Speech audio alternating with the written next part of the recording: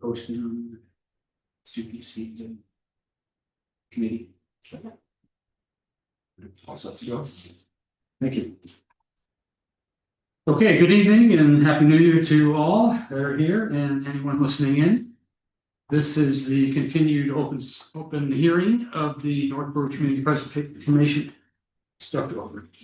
This is the continued hearing of the Northborough Community Preservation Committee on January 8, 2026. We are in conference room B of the town hall. And this meeting is for the purpose of continuing reviewing of the 2027 Community Preservation Act fund applications. This meeting will be conducted in person, but also on Zoom. Please note there's an option for remote attendance or participation. To find the link to this meeting, go to the town website under committees, Community Preservation Committee, look for the agenda.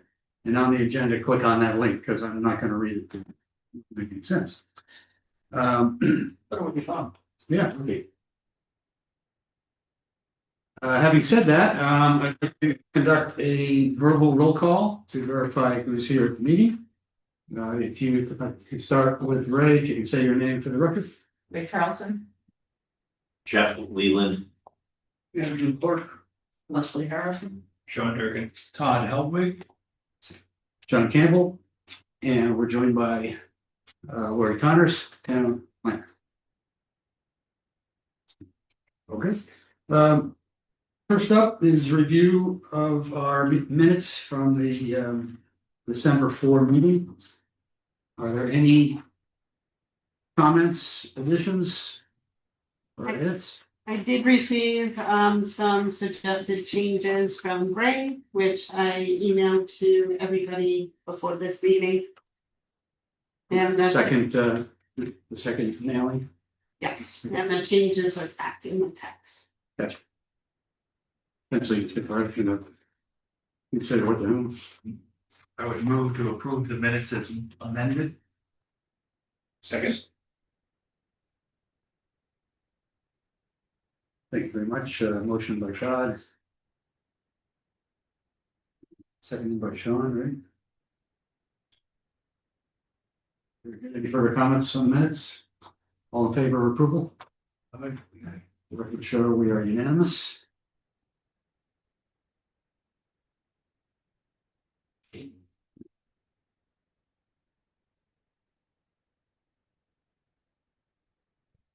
Okay. So we've had a presentation on each of 3 applications on December 4. And I think our mission tonight is continue to discuss those applications and detail that we still need clarified, get a sense of how the community feels about the applicability and level of support and expense and so on. Hey, Peter. Hey. Who are you? Join us for the record. Peter Martin. Excellent. Good stuff. Thank you.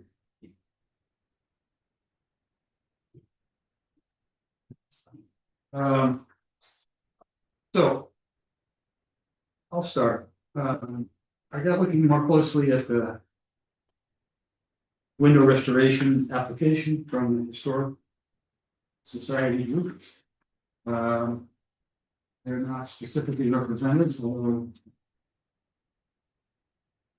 we're here from Historic Commission. I appreciate it. I know we talked about this in the meeting about how their estimate had changed. And the application is not fully updated in at the time. I guess what I'm probably confused by what was posted, it's what's still posted on the website is the old application.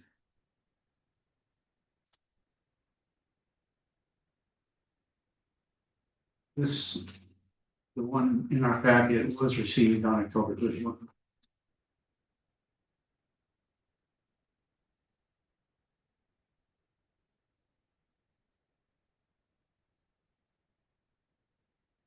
So forgive me, that probably was confusing me, the difference between a quote that was in the first application they posted and then this one. Can anyone help me? Do you remember what the explanation was for that? Reference minutes. It didn't But in talk details, No. it just said that we talked about it.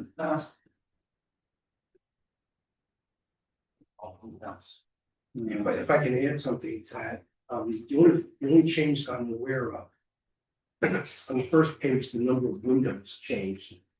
Because there was a discrepancy between the abstract on the first page and the actual quote from Cleary. So it was a minor change. Instead of 21 double hung windows, it was 23. Right. And instead of double hung storm windows, it was 15. So, and that was acknowledged as a typo. So that's the only change I'm aware of. We discussed whether or not we need to have an amendment to the application. Right, and again, please forgive me, I had printed out or downloaded the one that was on the website. And that's a different set of numbers. I think it was clarified in their PowerPoint presentation, so if you look at the project cost slide. It has the $258,480 that's in the quote. Okay. Exterior storm window replacement, it has the $37,662. Then they included $5,000 for glass replacement, which totaled $301,142. And then they included a 10% contingency at $30,115, and that's how they came up with that $331. Okay, very good. I thought that we were referencing the August quote from Cleary and Son. I'm not losing it, right? I was looking at the same thing. Latest version of this. Yeah, and so I don't think it was just the quantity, but the relative cost per window that. Yeah, they had a 1030 quote, that's correct. Yeah, that's the one that's actually in my hands. So are we, do you think we're confident in those numbers?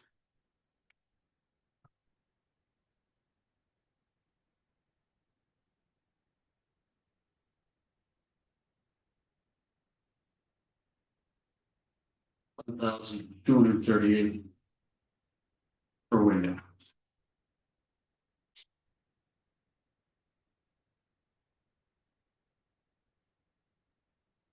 Well, 7,000 in August, so that's where my question was. I know they talked about the glass replacement. That conservative in that they might lose all the glass.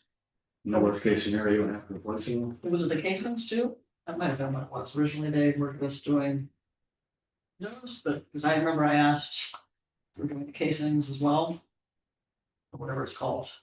And I think, is that a development? Sorry. I don't- But that might have been. The cost for the difference. I know that was the difference in cost from when they submitted a couple of years ago versus this quote that they got from Cleary and Sons.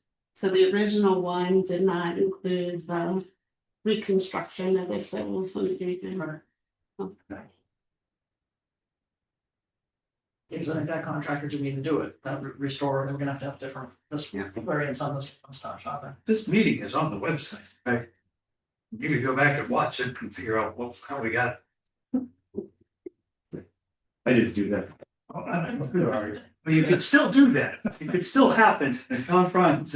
Go watch party. All right, well, fair enough. So It's 2 hours, 33 minutes and 3 seconds. We should have to do that. Yes, you're right. all right, we'll move forward. So we know that currently what was submitted October 31 does in fact have an up-to-date quote from the bidder Cleary. I know we asked if there had been other bids and they described that they tried, but did not get a reply.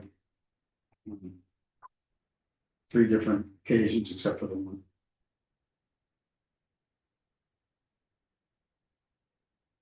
Last meeting, we asked them to try again, right?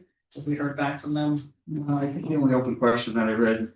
Oh, historically, we asked them to try again. Yeah. Right, and they were looking at Yeah. second quotes as well. In the time period between approval of the project and the actual start, which could be July 1st. I mean, there seemed to be confidence that the vendor Cleary and Son was well qualified. Yes. I asked if they specifically checked references, they had not as of December 4th. You know, just to get second, third feedback that. But they are listed as experienced in historical restoration. Sure. Lot 5 restoration of England, right? So, does that mean they expect to try to have new information, say within a month? You know, what we discussed at the local commission meeting with them was that, and again, our understanding was that if it was approved, there would still be time to get a modified quote from another vendor and change vendor. Now, I'm not sure if that's correct or not, but was not delay the project. We could, if the project were approved, then they had an alternate quote, better quality, lower cost. Obviously, they could stay in under budget. That was our understanding, but that may not happen until, well, after the April meeting. Yeah, that's fair. I mean, a similar experience happened at First Parish Church. They did obtain a lower bid and finished the work under budget. The grant to repair the steeple and bell support. It could happen, but But I don't think anything has happened yet. It's the holidays, I don't think they were going, they did have a couple other sources they were gonna look at, but I haven't heard anything, you know. Then that may not happen until next few months, and at that time, if they get a better quote, they can use it. very well, we'll have to take this at face value. But if we approve this application with this bidder and they switch bidders. How does that work? We didn't approve the application with the new bidder. Well, true, but we're approving the amount. So at the end of the day, if we were to approve the application as is, and if it were to move forward to town meeting, and if it were voted in approval at town meeting, then the money would be available to the applicant. If they're able to find a better price, they don't keep the extra money, it comes back to the CPA reserve. The good news. And in this case, it's technically a private entity, it's not a town-owned property, so they're free to, you know, try to get that. We as a committee would love to see alternate bids and assurance that the quality is what the applicant's looking for. This proposal is pretty thorough. But honestly, I don't know any more about it than what the presenters told us. And I don't really think it's our role to research independently whether they're qualified or not. Now, when we have a project that involves a town-owned building, first of all, there's all kinds of requirements the town must go through for bidding, and we also rely on town staff to vet out who would be qualified, usually based on experience. Game. So I think in our case, it's really a matter of discussing how we think it fits our guidelines for acceptance and so on. So with that, I'll open the floor for anyone who has an opinion. I have another question. Go ahead. On one of the pages that Clarion Sun provided, it says this proposal does not include new or restoration of interior, exterior casings, stool or side stops. It gives a list of things, permit fees. Is the contingency gonna be enough in case they find some of these things have to be replaced? Do you know that? I don't know the details there. 30K with the contingency. It's 30K with the contingency, so. And what?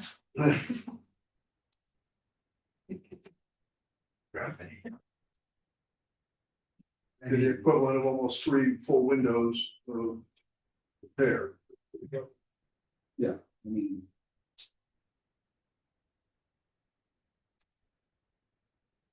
If one was doing this in one's home. One would. Surely like to know that this amount was gonna cover.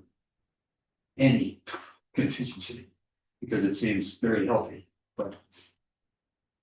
Like you can't compare it to your own residence, you know? And we're also. Taking the applicant's word that this bid completely follows historic. Regulations under CPA and that's historic, right? And that's part of the cost.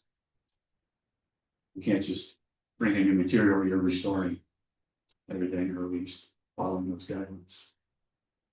The bidder has talked about following the guidelines on the board commission. Since the historic commission talked about it. Did you voice an opinion or a vote or have? Opinion on its priority and the other things in historic? We supplied a letter of support. But we did find problems with the application. We feel the project is required, necessary. But you're obviously concerned about a single bidder. And the bid came in a day before, I think the proposal was due. So that's what we made the recommendation to look for an ultimate bidder before the actual project started. And then second recommendation was there was a few details that were missing in the Cleary point. Tom really brought up some of these points just to protect them, so they're going to go back to Cleary and get clarification that these things would be covered. All the details of from the concerns, but Tom had agreed to support them and contact Cleary if there was any questions about what was needed. It wasn't necessarily that we didn't think the work was going to get done. We just want to make sure that those details were agreed upon before the contract was signed. And we mentioned that in the letter of support. But then we voted unanimously to support the project and gave our reasons. Were any historical society people at your last meeting? Yes, Virtually. yes, we invited, there was 3 people there that gave a presentation to us, and we had a question and answer. So we didn't want to supply a letter of support like the historical commission did provide a letter of support back in, I think, 2022. But we really wanted to we wanted to do due diligence, and in order to do that, we had them come give a presentation, and we had a long question and answer. We gave our concerns, and then at that point, we voted unanimously to supply a letter of support with certain contingencies. What does that mean? It was December. Wednesday. Wednesday, it's December 17th and 19th. Yeah. December meeting? December. 8th.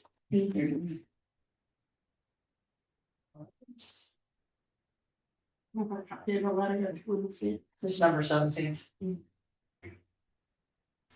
And Lily and Leslie were there. Yep.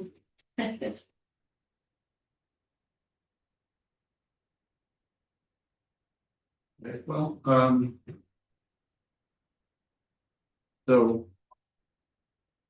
It would be nice to hear from the applicants if any of that work's done. This is about all we can do tonight on it. You guys haven't been advised of anything. No, and it was also my understanding that they would not have anything concrete for this meeting. That it was, we said these are things that should be done. We definitely want clarity to clarify certain things. And we also wanted them to look for a second bidder, but understanding that if they didn't find one, at least they had a good bidder. But this would, in my mind, would occur before July 1st. But I don't think there's any progress at this point. But I don't think, I won't speak, but I don't think our intention was to block to have it impact the review of the application. So the application would be as stands, right? We weren't expecting them to update the application, these were just until once before the work would start. Not to impact the application itself. Did the commission discuss it in terms of other historic projects in town, either future or ongoing, and what's having the priorities in terms of the timing of this request? No. I mean, this has been ongoing for a few years now, so it feels that will not becoming less urgent. I mean, the only major thing I'm thinking of for the future would be anything related to White Cliffs. Yeah. But that's not in this cycle. Well, since you brought it up, does anyone have any new Big mistake. information on progress with the company that wants to lease White Cliffs and whether or not the request CPA in the future? Because I thought the shift was gonna be a purchase, I thought it was not. It's gonna be. So the last I spoke to, Pelican Banquets, they were now hoping to revert back to the lease arrangement. With lease to buy. And the purchase would be within a relatively short period of time. I believe 5 years was mentioned. We did talk a bit about a CPA application. And of course, at the time that we had that conversation, the deadline had already passed for applying for this year. So apparently they decided not to apply for this year. But I'm unclear if going from the purchase to a lease arrangement is gonna affect whether or not they apply in the future. So unfortunately, I can't answer that question. could you remind us, if you recall, at the time of Elegant Banquet's proposal, which was subsequently accepted by the town, did it imply that the town was to contribute something? I don't have the facts straight anymore because it seemed as it went forward, they were very enthusiastic. Expressed confidence that they had a plan for the program and what it was going to cost and so on. And that also they were looking into grants and all kinds of things. But I'd asked the question to others and have not heard that there's any implied commitment for X amount, which might result in someone saying, well, can CPA support that? So, you know anything different? Well, when it was under the purchase scenario, they were not going to ask for money, so they were going to provide money to the town to purchase the property, and then that money would go into the CPA.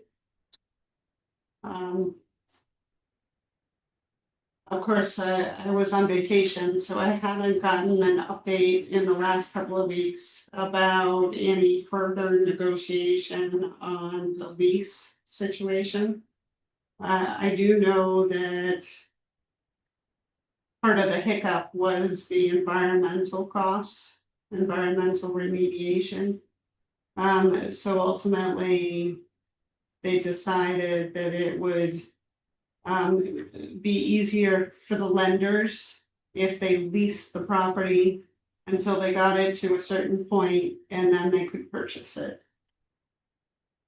So I assume that the negotiation with the select board will also be about what the purchase price will be 5 years from now.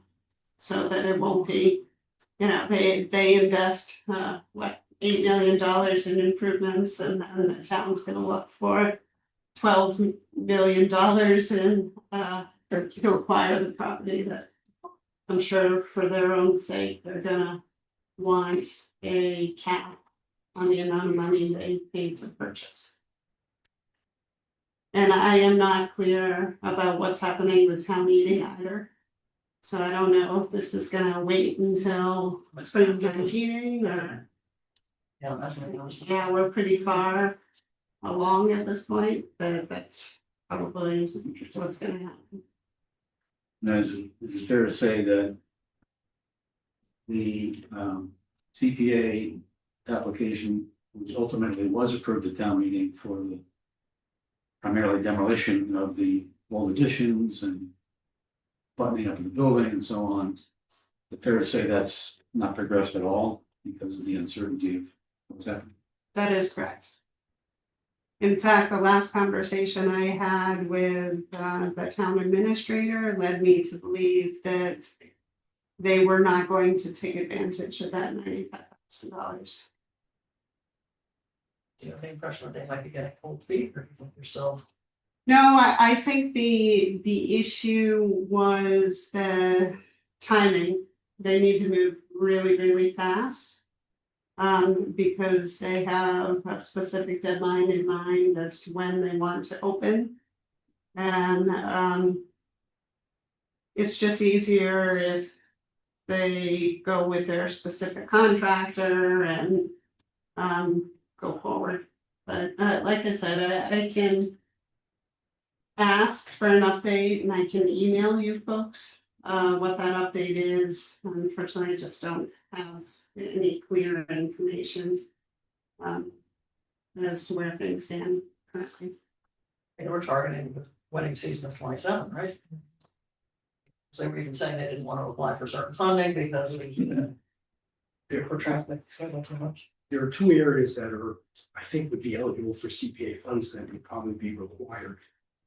One is the preservation restriction, which is being worked on now. I'm not really sure who's gonna be doing preservation restriction, but if it was historic New England, they're looking at roughly $100,000 to do that. That would be in perpetuity. And that would be eligible for CPA funds. The second thing is I was just notified that they're looking at getting a National Register of Historic Places application in. And I guess that would allow them to get certain grants in the future. And roughly to do that, I don't know, that'd be $10,000, $20,000, $30,000, something like that. So that would also be eligible for CPA funds. And again, would that be the town applying for that? Would that be banks? I don't, those two things would be probably likely for CPA funding. And also, I will be assisting them with a grant application for the underutilized properties grant. So that would be submitted in June of this year. And the dollar figure will likely be around $600,000.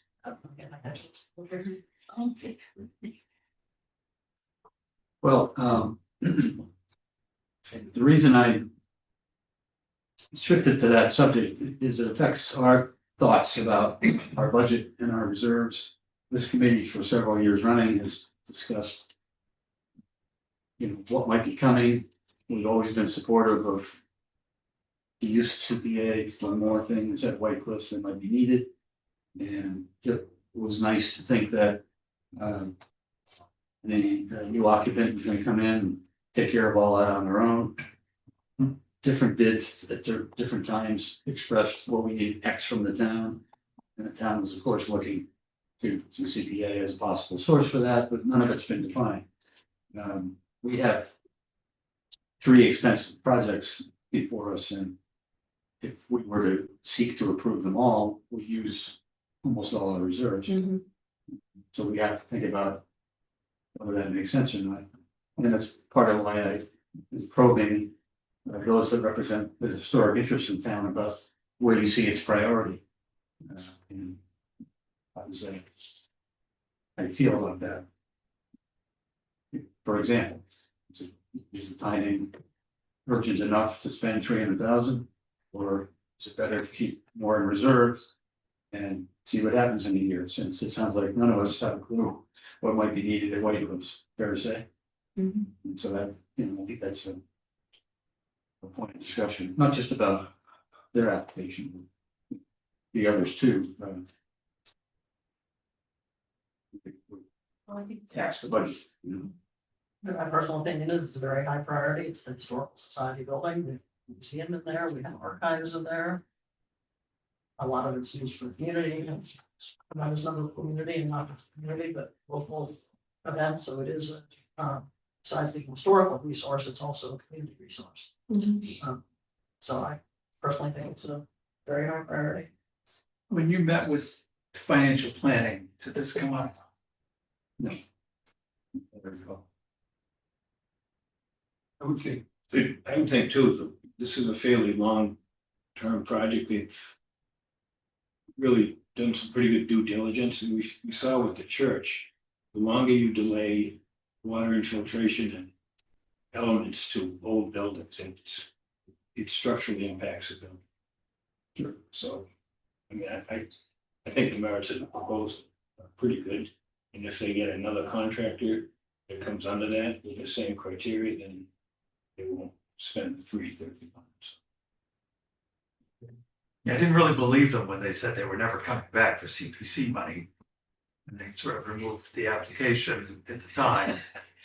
And I guess my thought is, because we're this far down the road, if again, as we've said before, if there's a project and if it's all agreed to, buttoned up, lined up, ready to go, then we can, you know, bond the money like we did before, right? Even if we don't have it in the reserve. Sure, I just not sure, I'm the one who wants to get up. And that, Well, you're 9/10 down the highway up Bridge. we need to borrow some money, Yeah, yes. all due respect. Especially for the small town. My prediction is you're not gonna ever have to do that. But Target feather. on the other hand, if to name a number that I saw, somewhere, you know, we need 800,000 from down in Northborough to contribute to our proposal here to renovate White Cliffs and make it viable. We have the means to have that in reserve. We have it today, you know, and so being able to pay that from reserves and or new revenue or historic reserves, you know, seems a lot more amenable than to have to borrow for it. However, if you're trying to make the argument that we should address what's before us today and the urgency of what's before us today, and worry about tomorrow, I can get into that. So, John, by the time we get to that point that we may get a request for another 800 or $1 million. Won't we also have a better idea whether they're gonna look to buy it in 5 years or so, where there would be a return of funds for CPA money? yes, you make a good point. So along that, I think that we need to look at the projects in front of us at this point, see that the others, and we've seen White Cliffs for the last 8-10 years, it's always a what if. That's my opinion. Good point. Good discussion one. Okay, well, then, any more input on the application? I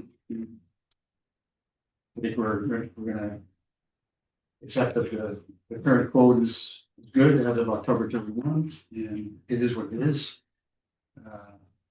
Noting that they, from this board and from your historic commission, they were asked to continue to seek another bid, perhaps challenge the number, but that hasn't happened. Not yet. Right. We have a meeting, our next meeting is the 29th of this month. I think it's fair to say we'll probably keep our financial decisions until that meeting, so. I would we can send notice to them that we probably like their updates by then. In case if there might be any change, higher or lower of in the cost. Yeah.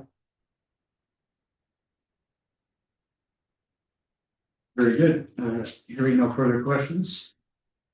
We'll move on. The next application and project to be discussed again is the downtown revitalization, specifically Lake Street Park and streetscape improvement. And Lori sent us an update. That was well done. You want to start with that? Sure. So of course, based on the conversation that we had last month, and then a few days after the PPC meeting, we went, John and I went before Financial Planning Committee. And they had made some comments that were certainly helpful. So that inspired me to look at some substitutions of materials to reduce costs. I know there was concerns about the split rail fencing still being mountable. So of course, that fencing was chosen because it was decorative and provided some barrier, but certainly there are other options available. And the option that we thought was appropriate was an aluminum fence that had spikes on the top of it. And so I provided you folks with a picture of what that would look like. This is not necessarily the fence that we'll go forward with, but I wanted to give you an idea of what we were thinking of. So this specific example is a steel fence. There are also aluminum fence options, and there are all different designs. So this just gives you an idea. And there is a difference in cost.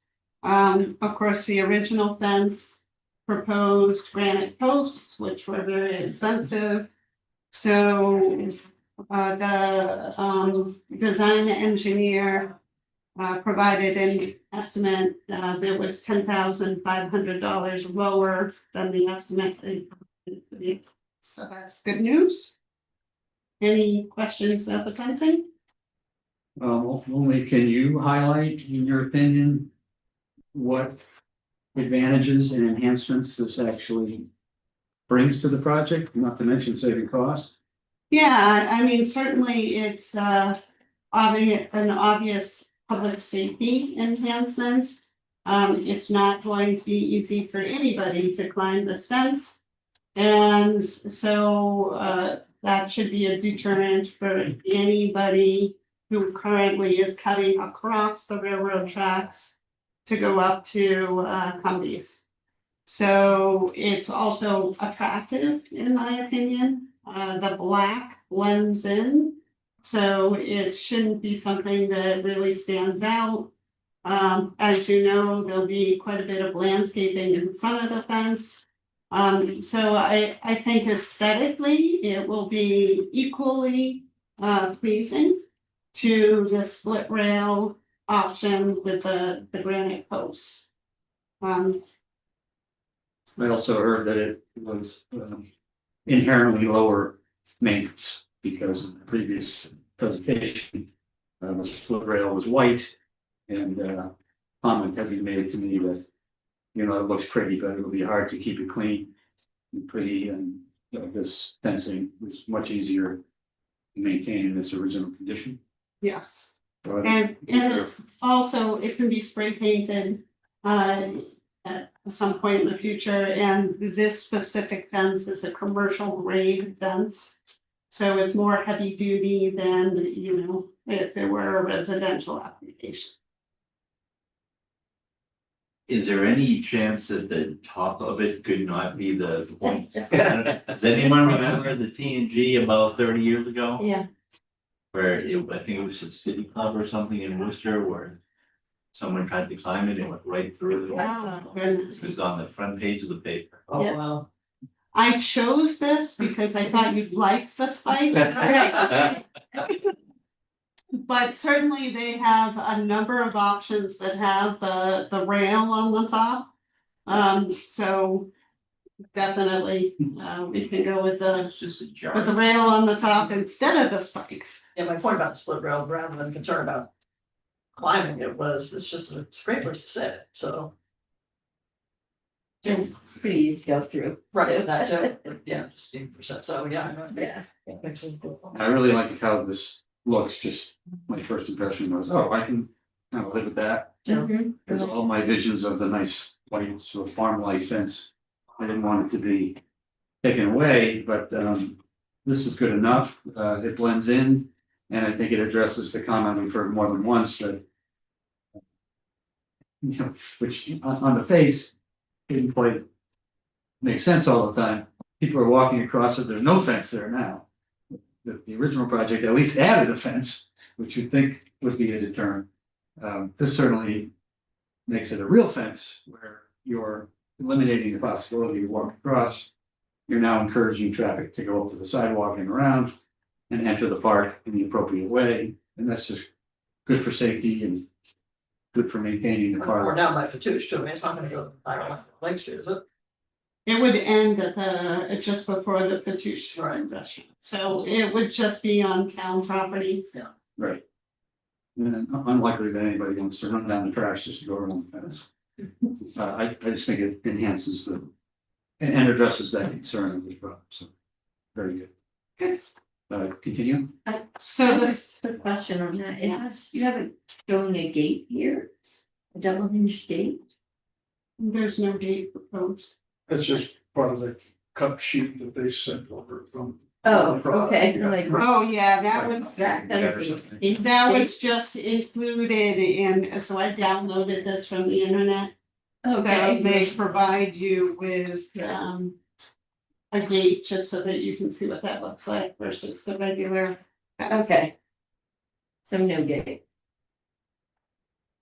And the little circles, they provide that as an option, so it could be with the little circles or with the. That's just the like- number. You could with or take without away the spike. Vlad, the Impaler. Yes, if you folks could tell me your preference, whether the spikes are there or whether they're not there, It's like a big that would be business, helpful. Maybe we could at least be walls and points. Yeah, the climber would only get a bruise instead of Yeah. a full impalement. Yeah, they do also have them just cut, so they're like flush at the top, so they're like square. So they're not points, but they're not a rail across either. So a So minor flush wound is okay. Go with that. just like to give you what you want. Well, you know, spikes sometimes too is, deer become impaled on too, they try to jump Yeah. over. My brother has fencing like that in his house. This is This is fine. 5 feet high. There's 5 feet high, there's also 4 feet high. If you folks have a preference, I'd be happy to do whatever you want. So visually, this looks like 5-ish feet. That one looks like 5 feet. I think those jumping in. It's a small detail, but you know, if there's rods coming up, if those were balls instead of points. Yeah. You would think it's still a deterrent, and yet nobody's gonna impale their hand or Yeah. horse.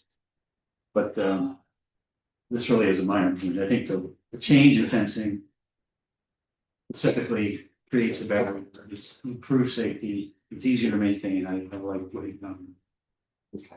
You got more. You got better stuff.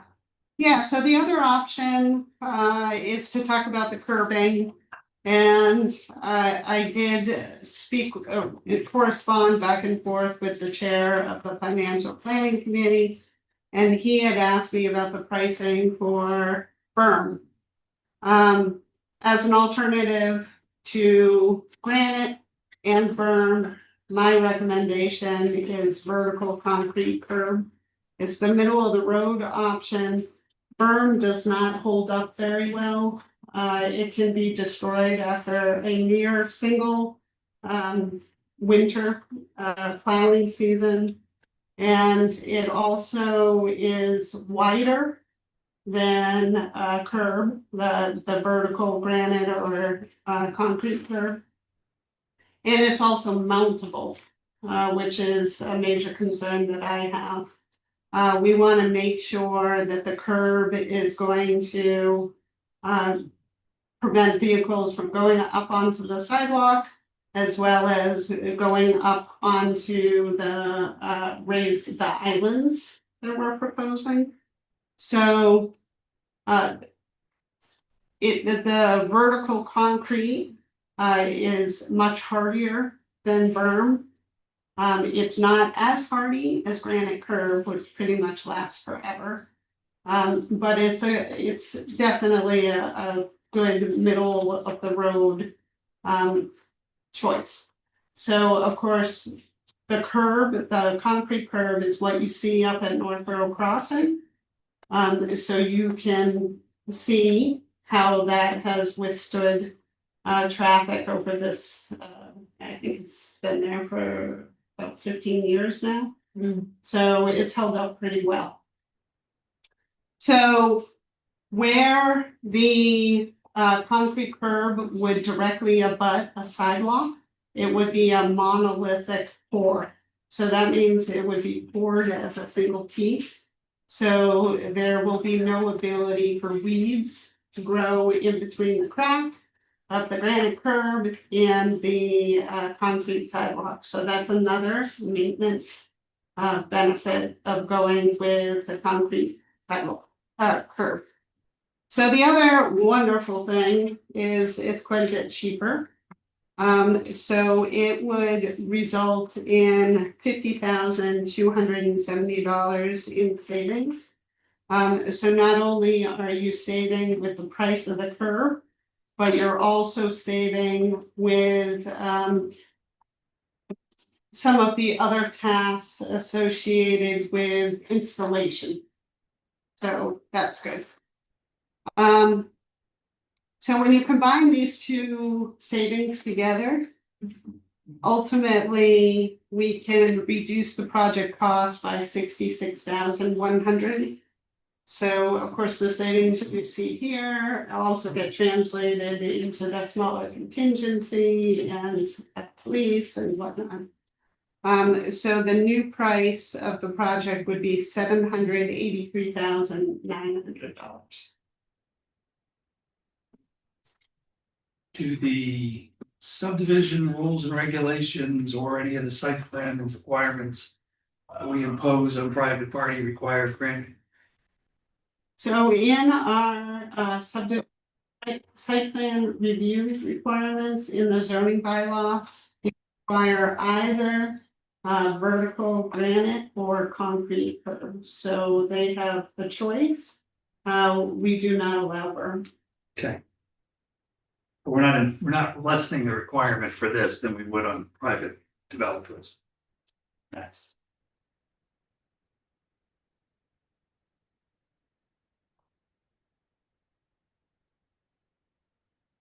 Well, I, for one, was very encouraged to see the cost savings. I think it's a big step in the right direction. It's very helpful. And as you talked about, I think the fence is a better option. And I didn't know curb changes were that cost sensitive, so that's excellent. Were you losing anything in the effectiveness of the project, do you? No, I mean, of course, we're gonna have granite curb on the opposite side of the street, so it's gonna be a difference in material. But there will also be a section that currently exists where it's this monolithic concrete curb. So it won't be completely inconsistent with what currently exists. And it will be a big improvement over what currently exists, which is where. What you mean is the granite curbing on the other side is part of the complete streets package. Correct. It's already proved that the money. Right.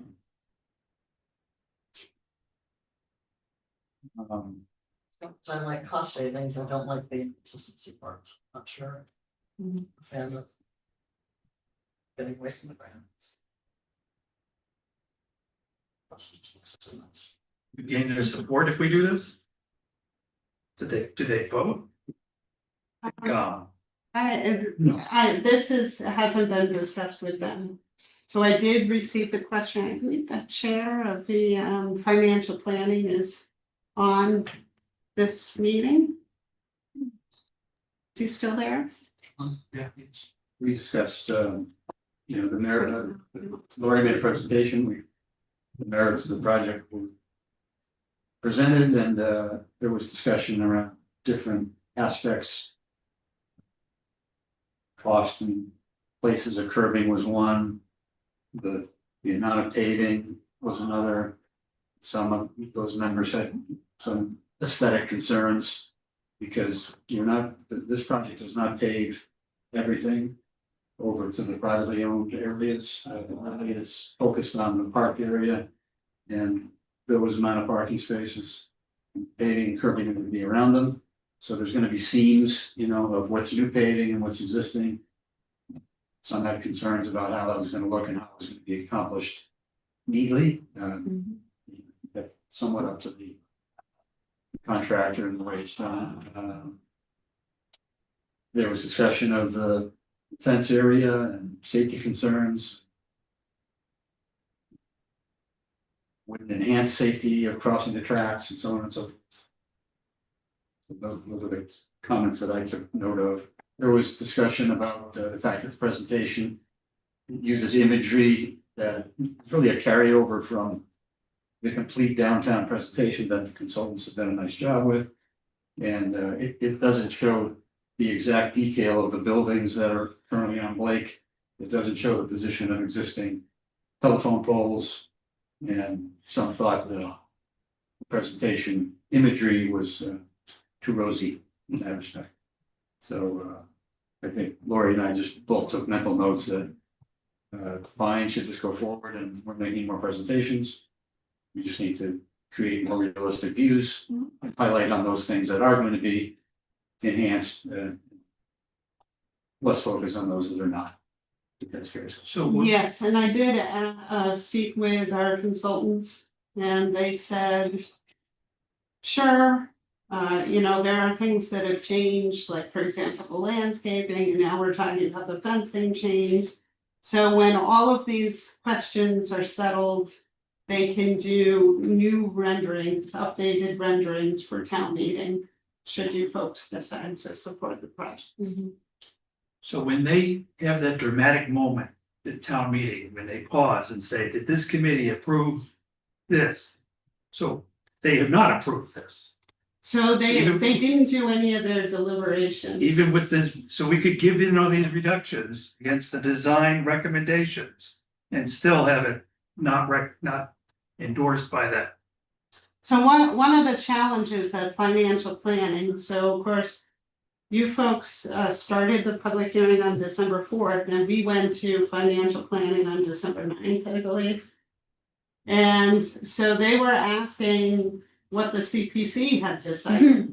And of course, you folks hadn't deliberated yet. So we had to tell them that the projects that we were presenting had not been advanced, had not been recommended by CPC as of yet. So they didn't make any recommendations either at this point. So I think that they might be waiting to know what projects the CPC is advancing. And then they will make, if they decide that they want to make a recommendation, they will do it after that. We could ask to appear before them again, once we've made those decisions. They could also come here. They could, but it might be useful to, when we get to the point of deciding if we bring it forward, then we can make the case for why that is, if that was the case. How it meets criteria and so on, that I'd like us to get into as a committee right now, really. I'm not worried about other boards' votes on it right now. I think we need to decide. If it makes sense for the CPC to recommend it. Or not. Because really, that's what our job is. Others have some opinions that may not change. But I think it's a different project, it's a different scope, it's been much better organized, the cost has been reduced. And we're talking about how it fits CPA criteria and our priorities and our budget and that we have for the CPA funds that are in our reserve. The CPA funds that have been put there by state match, the CPA funds that have grown from an investment income off of those reserves. And how it fits in everything we're talking about, so. That's what I want us to come to as a committee and say, does this meet legislation of CPA, does it fit? That's our first thing. And it's not clear cut, we're not buying your land, buying real property, we're not building affordable housing, we're not restoring something historic, but this is a park restoration. And as we know, and as we have done in town, we have recommended and the town has voted for many different park restorations. And so I would argue that it qualifies not only under CPA's recreation category, but under the precedent of what this committee has brought forward. Anybody concur with that? Well, I think it's completely formidable. I just want to vote on what the applicant wants. Right? And it's like being designed and redesigned by committee after committee after committee. Fair, yeah, I think it's challenging for Laura, she's doing a good job holding up. John? Yeah, and I think. Stop. Yeah, I see it. Okay, all right, I just want to make sure. You know, I think Lori's offering budget improvement is a good thing. We could say as a committee, we want transfers, and recommend a higher number. It's a relatively minor difference in the big picture.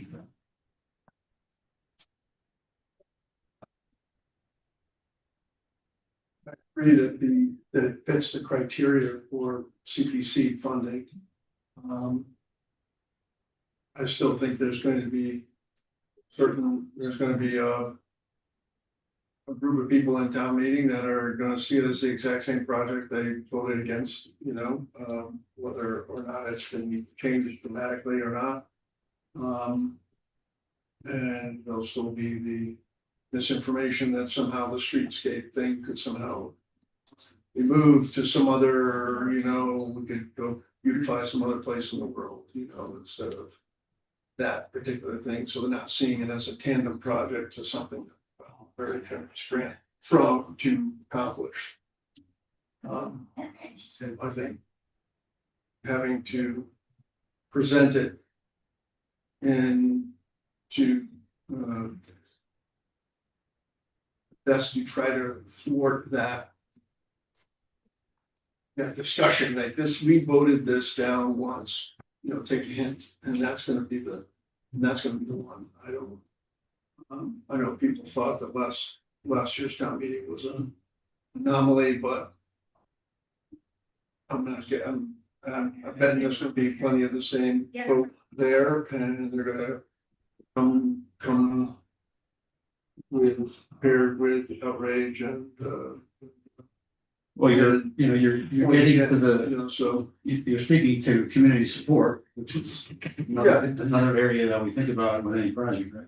well, that's what I mean, we have to have a better demonstration of that.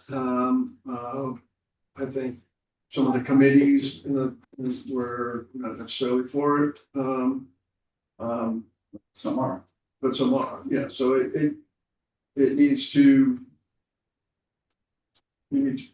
It's gonna come up against that, you know, everyone knows that, there's gonna be that part of. But in your, you know, like as a committee and if I'm the presenter, we're prepared for that, but the major differences are, the scope of what was on the town meeting warrant was much larger. Not all what grants, it was requesting borrowing, in the end, got amended. The amendment, what met with resistance. The entire town meeting was resisting any spending, it was in that spirit that the vote happened. But now we have, this is now a CPA proposal, it was, no CPA was involved last time.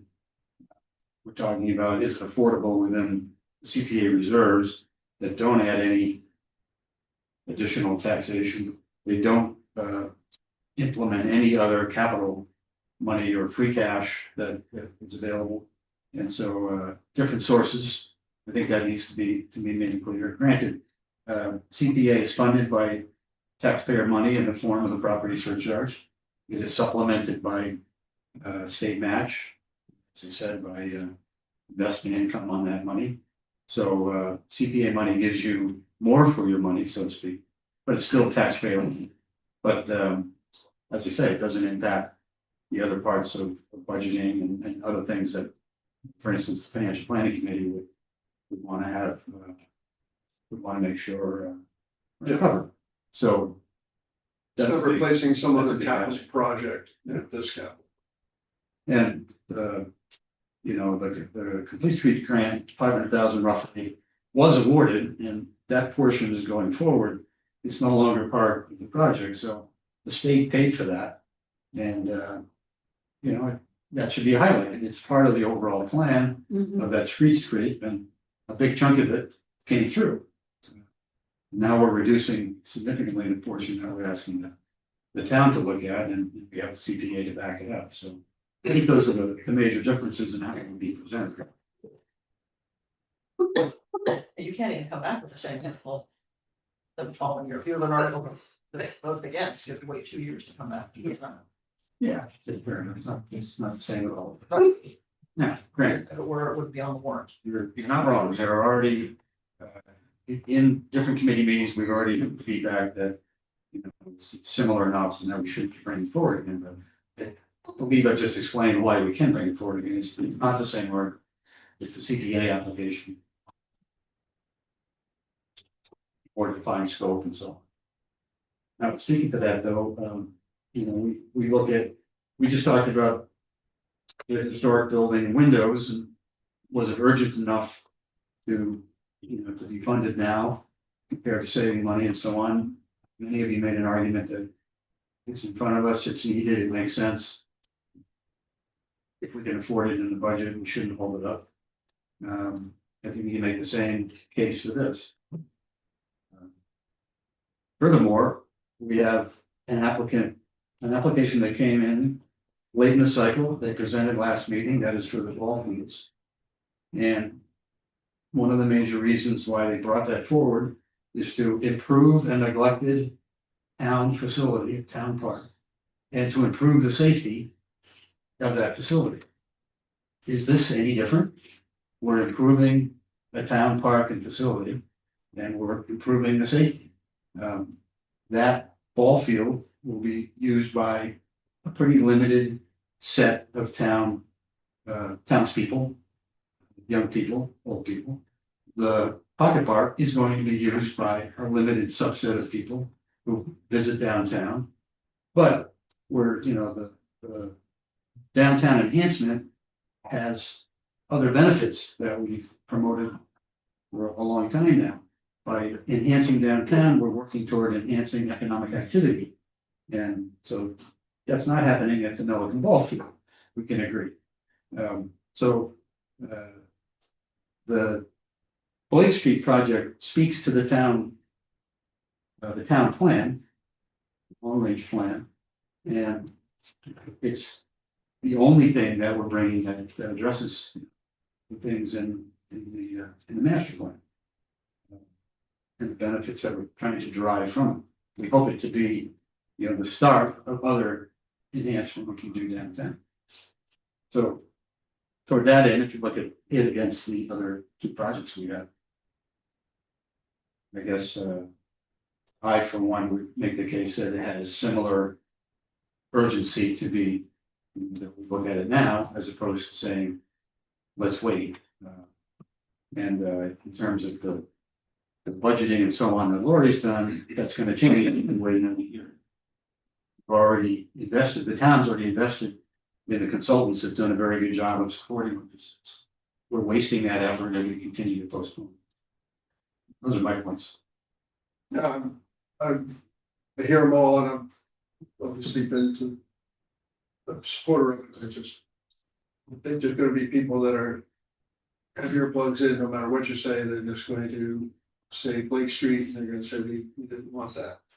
So I think it's so fair. it's just gonna have that headwind, no matter how Should the committee be hesitant because of that?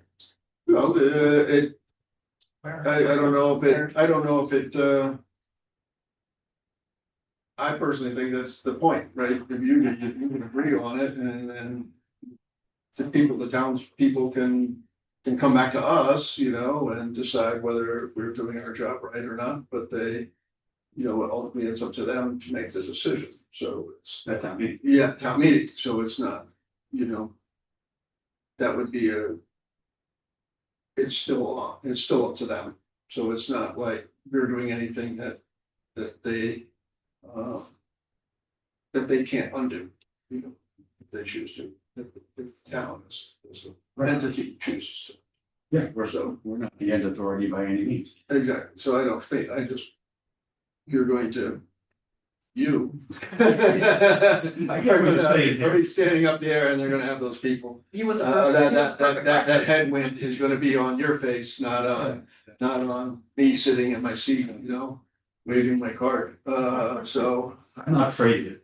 No, I know, That's what I'm just, I think that. If you're asking, are we willing to fail? I think we have to be willing to fail if we believe it's the right idea. In the way that the application's been presented and the new information we have. Given our budget, I just need you all to be on board and. It meets our criteria and budget supports it, and so we should bring it forward, yes or no. That's the kind of. I think tonight is to continue to flush out these kind of discussions. We got up the numbers first. One question we always ask for these things is whether something can be phased, though, if it is a big ticket item, if anything could be broken into a second phase, I think it's worth. Looking at that and just try to reduce it, maybe. I don't know that it has any applicability here, but Well, definitely the simplest thing to hold off on is the pergola. That's what I was thinking, yeah. So that's $116,000. It's So not- and there's no wisdom that in- could be installed at a later date. that's not half of it. 15%. There's some wisdom in doing that just to sort of see how the space gets used as well, to sort of phase it to. Just. I don't know, the pergola is the point, really, right? Yeah, the parking is gonna look nice, the flooding is gonna be structurally more pleasant, but the pergola and the seating and the landscaping is what brings people to the space. To, even though they're only 13-year-olds with the bikes and the skateboards, and that's perfect, that's the point. So I think the whole. All the curbing. Is not gonna be noticed by 98% of the population of the town. Pergola will be noticed by everybody, and. So. I think it really speaks to the whole point of making it an accessible, more aesthetic. Inviting. Park, and that's, Yes. so taking that out. Defeats. All your, the point of doing the project, to me. At some point, it just becomes a repaving project. Yeah, exactly, and then it's a capital project, not an enhancement of a park, and then it actually reduces. Probably the applicability to CPC funding, so I don't, changing from granite to monolithic concrete. Is again, not gonna be noticed by most people, it's gonna be a curb and it's gonna be gray and, unless you're plowing, that's not gonna be a big deal. The pergola and the landscaping, the bench and the things like that, that all of a sudden, in the change in landscaping is gonna say, oh, wow, that's an improvement. Yeah. You know, and I think that's the big lesson we got from the town common thing is, I was on the other side of that where this is not gonna change the visual much. And I was wrong, you know, it changed the visual dramatically. And this may not be as large an application, but it's gonna be the same, gonna do the same thing. And I think that. You know, is it, it just seems the point of the whole project is to create that space, and the critical element is the pergola and the benches and. That's the centerpiece. Yeah. Any other comments from the committee? I'm gonna open it up to the outside. Do we still have any hands? Or any visitors? We had John Rappa waiting. I want to let the committee's discussion go through.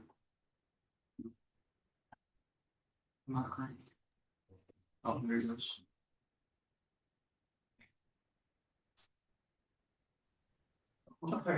goes. It's LinkedIn. Picture. I'll hire him. He's unmuted, so he can do it. Good evening, Hi, can you identify yourself, John? John Rappa, 105 Weston Terrace. Thank you. Sorry to keep Also you. chair, it's okay, also chair of the Financial Planning Committee. Just following up to your comments, John, Lori, and others on both of these projects. You know, you did present these to our committee last month. We're still in review and discovery mode. The committee is meeting next week to start reviewing all the capital projects with the goal of eventually putting together a report that'll go to the select board of the town and appropriations. So we're still going to dig down into these. We appreciate the fact that you've sharpened the pencil on certainly the Blake Street, a couple of the aspects of the Blake Street project. I think we want to hear more about potentially other bidders for the Historical Society building windows, but you know, we'll stay tuned.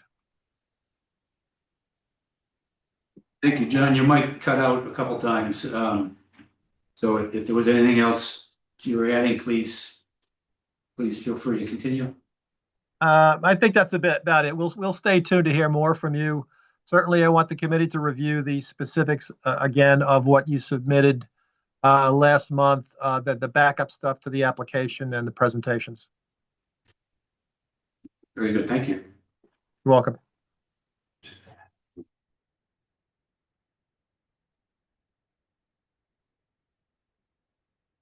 Are these also hands or just people listening? These are just people on the meeting. Yeah.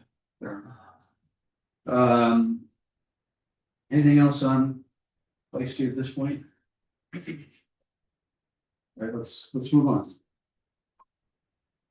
Okay, our third application that we have is for the Melican ball fields. And quick review, we were presented with the application on December 4, and people of Roy, as well as some from the softball, gave us presentation, pretty thorough. Where's your stats? You know, She doesn't know I'm here, she'd be really sad. would you take your name for the record? Erin Tagliaferri. Hi, Aaron. Did you want to present any things or just wait for questions or? Yeah, we could start with questions and then. Yeah, John, that sounds good. They're Thank you probably thank you for having us back. Are the girls on too? No. I wish. No. I'm just kidding. I will say, Keith emailed that he couldn't make it, and in a question to him, I asked, were there any changes to the budget or anything to be discussed? And he said, no, we did make a comment that something about dugouts were still being reviewed. Yeah. So maybe you could discuss where you are with regard to dugout, the need for them, the cost of them? Sure. It's a big item in your budget. But we talked about it, I've been on the sidelines and, you know, it's nice to have, so Yeah, let us know what you got. so we did reach out to quite a few contractors with very limited response back. I did meet with two and was able to get another quote literally while I was here. So this quote came in from JFC Pros Contracting at half of what we had requested in the original budget. So for 10,000 each dugout, which is just really the concrete slab, a bench, and then sort of a roofing area. So much simpler kind of design and obviously the cost of what we had originally requested. What's the quote you were given? 10 per dugout. 10 each, okay, Yeah, for 4. So for 4. because you, We had originally done, the original quote was 20. it says 40,000 each column, am I reading it wrong? It's that's per field, John. So that would be $20,000 per dugout, so away and home. So it would be $40,000 per field with the original quote. And then what Aaron was able to get is reduced to $10,000 per dugout, which would make it, you know, $20,000 per field. Do I have that correct, Aaron? Half I of. forgot about the away team. Yeah. Right. Yeah. They do enjoy sitting. So this is half of what, you know, we had originally proposed. Oh, that's substantial. Yes, I was much happier with that. And the other comment I would make about the review is we did go back and talk to our vendor, especially for the landscaping. This is a trusted vendor of ours, and these numbers are pretty solid with what they were going to be able to do for the field renovation. And we looked at some other comparables to other fields that have been renovated in town and neighboring towns, and it seems very comparable for the scope of work that we're trying to achieve. So granted, it hasn't gone out for a full bid process, but it certainly seems in line with what we've gathered with our research.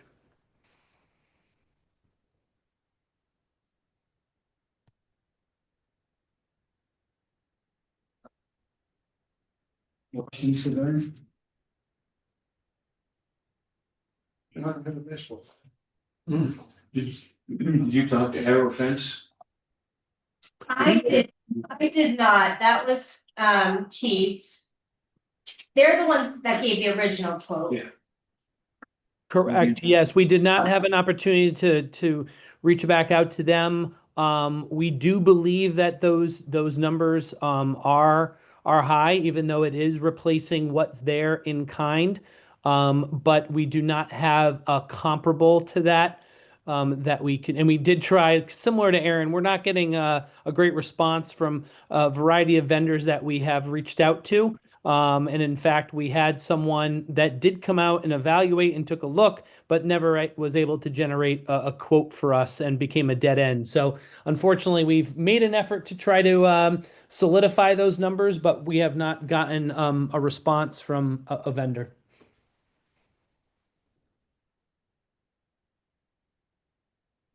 I clearly think the condition of the fencing has to be addressed.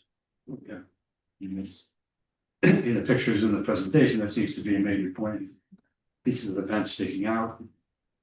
The backdrop, backs up. Yeah, it curls up, it curls into the flames, so that's really scary.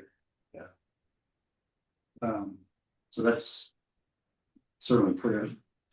And that's one of the 2 reasons that the engineers are not gonna let them play on the fields anymore.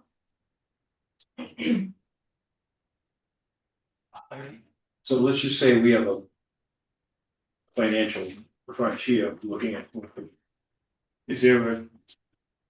Would it be absolutely necessary to do both fields at the same time? Would you do the softball field first? And then the big field, or? And then the baseball field, like over a 2-year cycle. Well, it seems to me that maybe the softball field with there's a women's league and the lights, it's probably more utilized. It's a big field, it would just be the middle school baseball. Correct. If it's a financial consideration, if you could finale it, that's speaking just from our numbers, not you. Yeah, Keith.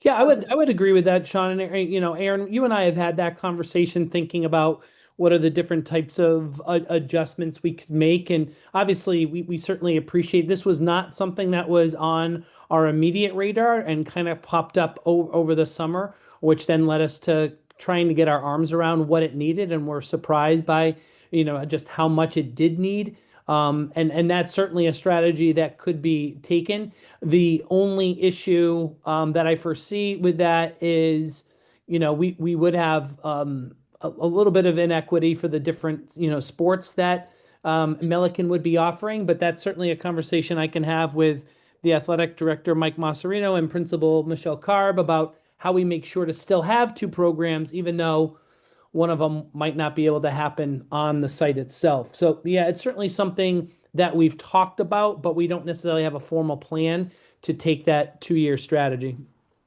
Would it be possible to split it instead of splitting one field 1 year and the next field the other years to address the safety concerns on both fields? Sort of. It looks to me that It's the that is pretty much the project. Yeah. Fence on it. The fencing and the regrading Doing of the the field fencing, are the not two doing projects. temporary benches, so.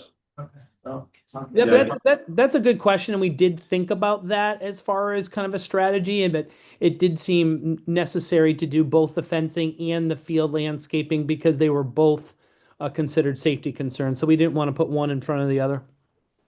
And I imagine the project manager would do the landscaping first before the fencing is put up. I would imagine so. Yes. I would do half the field, but Right. it's an interesting point. And if you feel crunched in reserves and so on, it's worth bringing up because we've done many projects in 2 phases. Usually it's because the first phase is getting the cost right, engineering costs, and contractors' costs, and things like that. In your case, you've got pretty good comfort with the quote on the landscaping, and fencing is fencing, right? So it's more a case of you've got 2 fields, so you can do 1 each year. It's worth discussing. As long as is it fair to say that your landscape numbers, for instance, golf course management, softball field option 2, 7,100, would they hold that if they're only doing 1 field this year? You would think they would, but I would think they would, but that would be a conversation that I would have with them, and still it would exceed some thresholds for us where we still would have to come up with a scope of work and go out to bid for it or at least quote for it to make sure that we did get the most responsible bid for it. So we would still have to go through a procurement process. And how many games do the boys play? Roughly, Sean, between last year, I think they got, Aaron, did they get up to not 10? I believe it was 8, maybe. I think that's what I recall when I spoke last about this with Principal Carb. They do about a total of between 12 and 15 games a season. Sometimes that does get interrupted because of weather, and certainly the conditions of the field didn't help. But that's what they're shooting for a total schedule, and I believe between 5 and 8 of them were at home. So in all honesty, if just say this year, you bust the boys team at least to 5 away games. Correct. So if we didn't have the money in the budget, you'd have to, in effect, bust the boys to say Memorial Field 5 times. Correct. So it would increase our transportation budget for those programs. And not to mention, daily practices and things like that. So it wouldn't just be the games. We would have to do it for the entire program. And I think if you're thinking of doing it in a 2-year cycle, baseball would actually be 2 years because we already know they can't use those fields this year. Right. Even if this gets Is approved. this the renewed I see what you mean. team? When's the last time the boys had a team? They both had teams this past year. There was quite some time. Oh, that I don't know. There was a boys and girls baseball softball team this past year. But no one's gonna be able to use those fields this spring. So this spring is already See, an issue. So we're looking at this year's an issue, next year could be an issue for boys, so it would be 2 years that they're able to use the baseball. I'm Good just, point, Aaron. Yep. that's all. Yeah, no, we talked about that as well, you know, how to handle if we do one. For me, because I want to get it out there, like, I want you to apply for everything, right? I don't want you to wait. I think if this is the application you want, this is what you should go for. And if we're worried about saving money someplace, and someone can correct me if I'm wrong, but the windows for the Historic Society are probably gonna have less impact on the community at large than this one. No, that's not necessarily I- a fair. It may not be, but it's the argument I'm making. And the point is, if you're telling me we don't have enough money, that's how I'm telling you, I'm gonna try to split the baby, not this one. You might be right. I will say, these fields, you know, they do have the potential to get a lot of use, especially this, you know, the softball field from the very young girls who can play there, not yet, but when it's redone, like you said, to the women's league. And then most importantly, you know, the poor middle school teams who have been very embarrassed by their fields Again, for many the larger years. picture is like, we seem to neglect town assets and facilities Yeah, to the point it becomes an emergency. yeah, it's a And it's sad not thing just to see. the baseball field, Oh, it's, The football field or the track? you can look at buildings and Yeah. grounds and. Yeah. But But that's brings not a up, problem, we can't correct that from. No, But that brings up the maintenance, you have it as a joint thing between your organization, the middle school and. Just is that where the two budgets are coming from, or? correct. So Keith did have a conversation with ABSA. Yep. Who will primarily use the softball field, because we don't have softball fields in this town. And they are 100% on board for supporting the softball field. And then between the schools and any monies that are brought in with renting of the fields, whether it be via Runbirds, who rents the fields now, will support the baseball fields.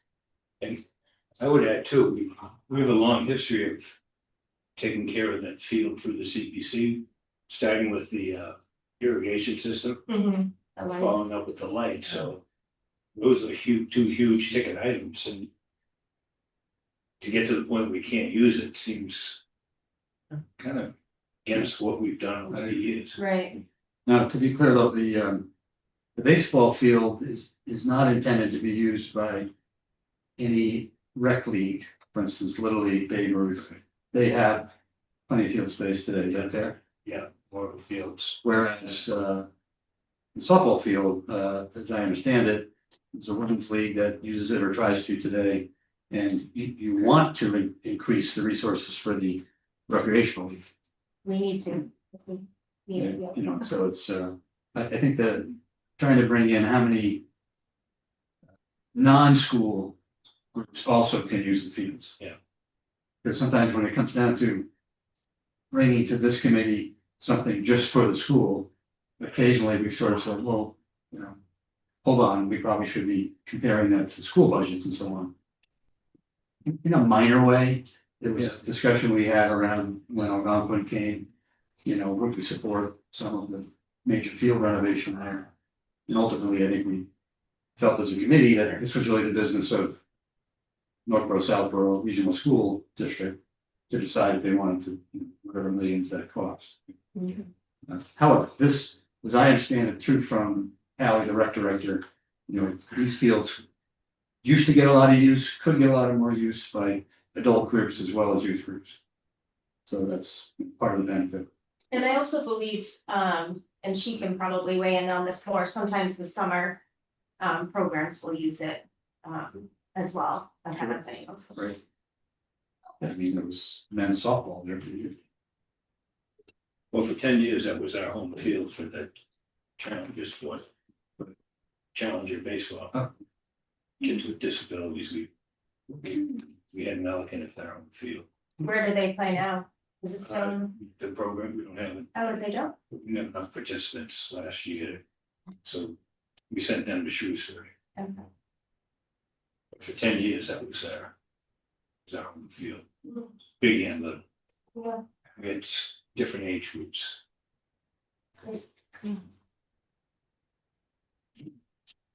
Do you want us to use the reduced dugout cost in our evaluation of the amount? Or it sounded like you got it on your cell phone just before you walked in. I really did. You want to flush it out?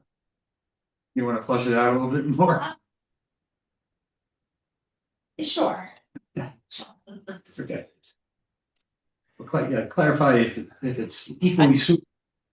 I do want to thank Erin for her efforts. She's done a really great job of trying to dial in based on our last meeting to make sure we do have the best numbers. And it's pretty ironic that she got these numbers as she was walking in this evening. Yes, I can definitely do that. Get some more, really read through the quote that you just sent me, and is it best to maybe email that over to?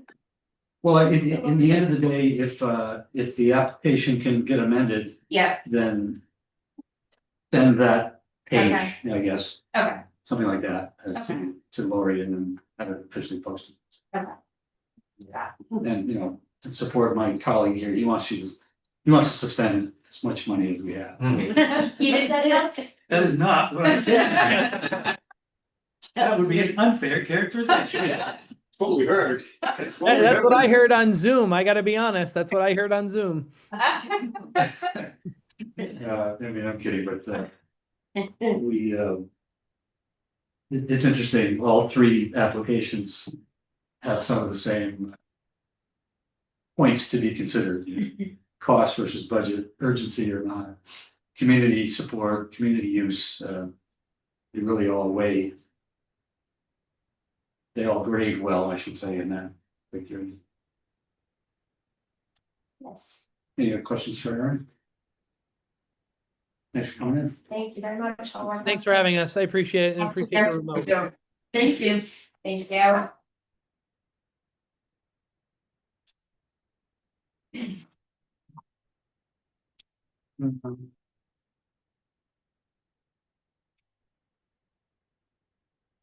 The other audience questions, if we were to open it up? Don't want to keep anybody waiting. Please speak up. So as Lori did in and out, I started my little Excel worksheet here. If you want the Excel version, if you'd like to play with the numbers, just let me know. But if you I put in the Blake Street at Lori's new number, but the Milliken Fields stay. I added that we need to remember, with no affordable housing project, we have to fund it at the minimum of 10%. No 87,000 has to be committed there. It's the White Splits bond payment. I clarified with Jason a little bit, reading it right, 132,980 is the number. And then we almost always fund the admin fund at the full 5%. So those are our kind of minimum obligation. If you add all that and all the projects, I think it leaves close. It leaves about 200,000 in reserves. So it's resources are there.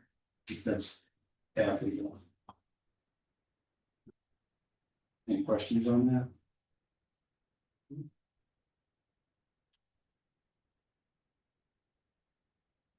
I didn't realize there was 4,000 in the historic reserve. I'm not totally sure how that got there.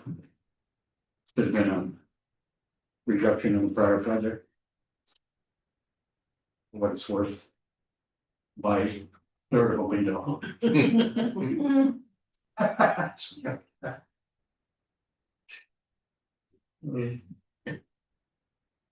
Keep that one closed. Yeah. Yeah, right. But it's a plastic.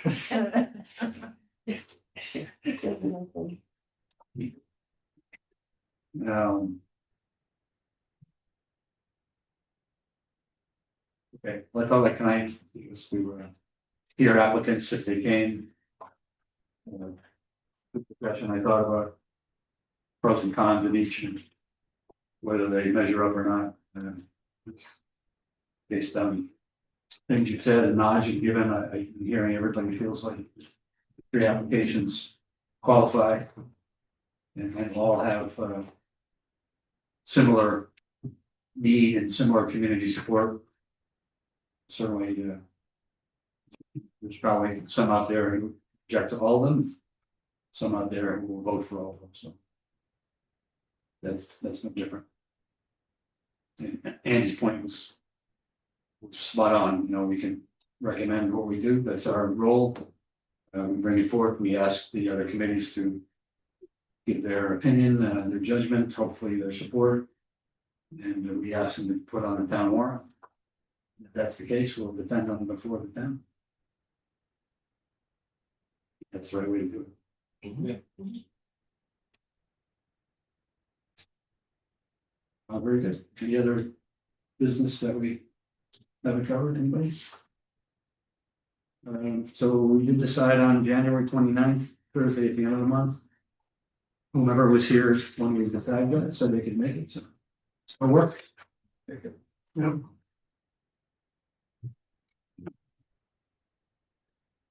Very well, we'll do adjourn. You could have, actually. All in favor?